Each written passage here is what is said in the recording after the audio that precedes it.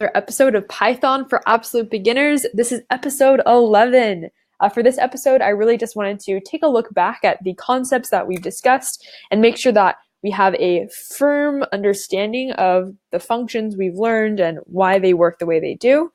Kind of the reasoning behind this is because as I start to begin doing more coding, I find myself just putting in different functions and looking at the result and not necessarily knowing why that function or the result occurred. So really important to understand your tools so you can best use them when you're facing different coding problems.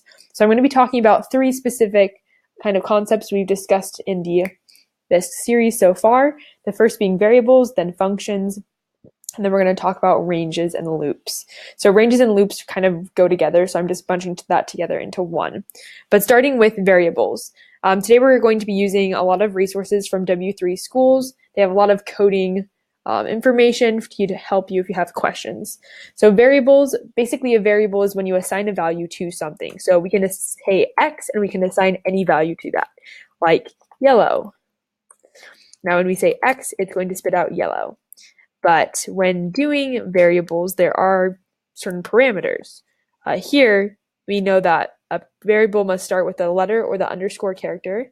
A variable cannot start with a number. So if you were to do 5 is equal to yellow, it's going to give you an error. So you can't start a variable with a number. A variable name can only contain alphanumeric characters and underscores. Variable names are case sensitive. So knowing those things going forward, really key. Variables are something you'll probably use very often in the future, so it's good to be familiar with them. But basically, just the bottom base layer is a variable, is just assigning a value to something. And it has to be, something that starts with a letter and not a number. Now a function.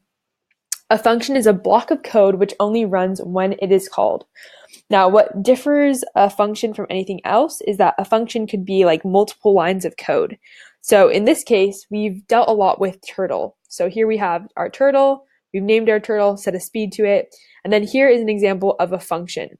So here we have a line of code, or multiple lines of code, but to make this more efficient, we can make that a function. So instead of saying, hey, can you go stick a shovel in the dirt 20 times? We're basically saying, can you create a hole? So in this case, we're saying, instead of going forward 100, then left 90, then 100 forward and left 90, can you just create a square? And so we're giving a value to that. But here it's important to know that it only runs when it is called. So if we are to run this line of code without calling it, what's going to happen? Nothing. Now, when we do call it, here we can just take that out. What's going to happen?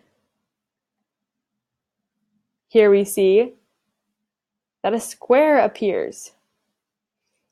So make sure that when using functions, you understand it's giving a block of code a value, but it's also must be called if you want it to appear.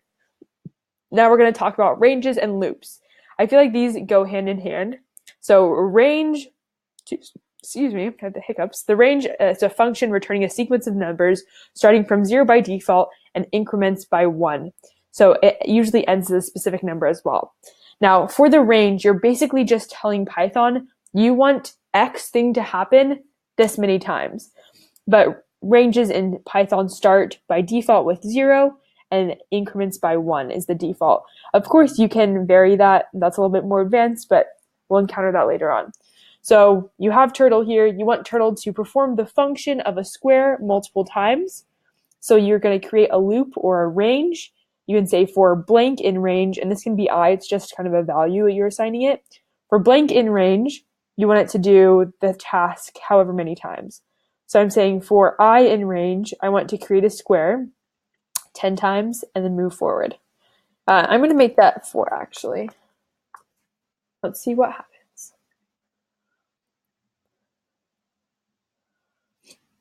Awesome.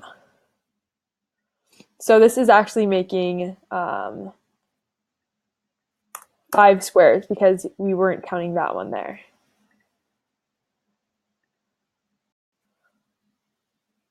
Cool, 4 squares. So here we've learned about variables, functions, and then loops and ranges. With that, you have a very good fundamental understanding of the absolute basics of Python. See you on the next episode.